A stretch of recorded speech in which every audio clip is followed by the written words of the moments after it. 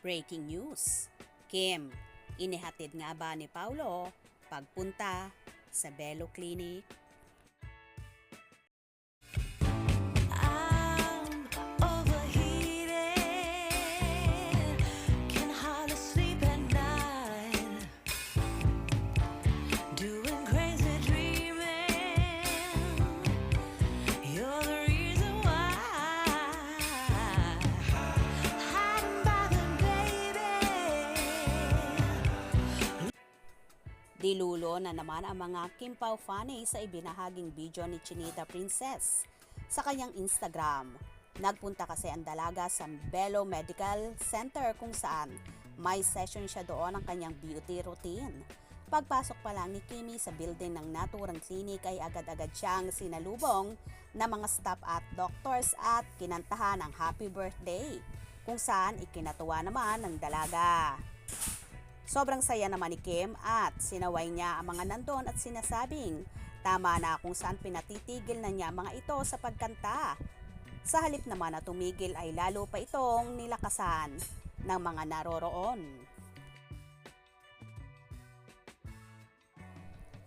Grabe po sa energy and surprise performance. Thank you. At Bello Beauty, Tomas Morato for always taking care of me. Iba po yung energy, pang showtime. Thank you at Victoria Bello. Hashtag BelloFam. Love you all so much. Samantala, pansinin ang naturang video kung ang kapamilya actor nga ba na si Paulo Avellino ang maaaninag sa glass window na ayaw pumasok at magpakita. Pero maaaninag mo sa tindig at pangangatawan ng taong nasa labas ay aakalain mo talagang si Paulo nga yon. Panooring mabuti at pagmasdan at kayo na ang bahalang humusga.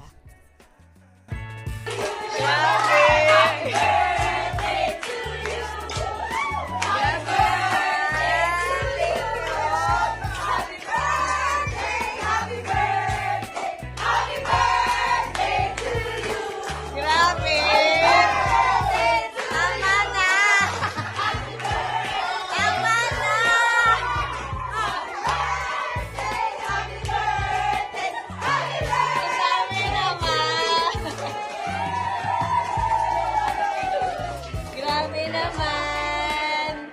Thank you so much. Thank you, ate.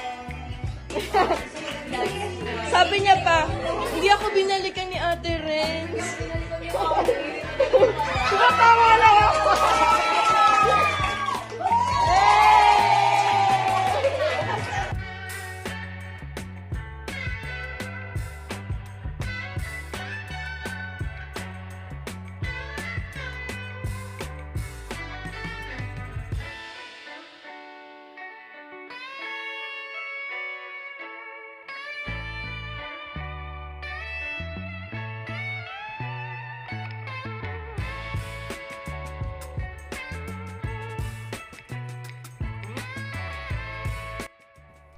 Nakita nyo ba ang nakita ko?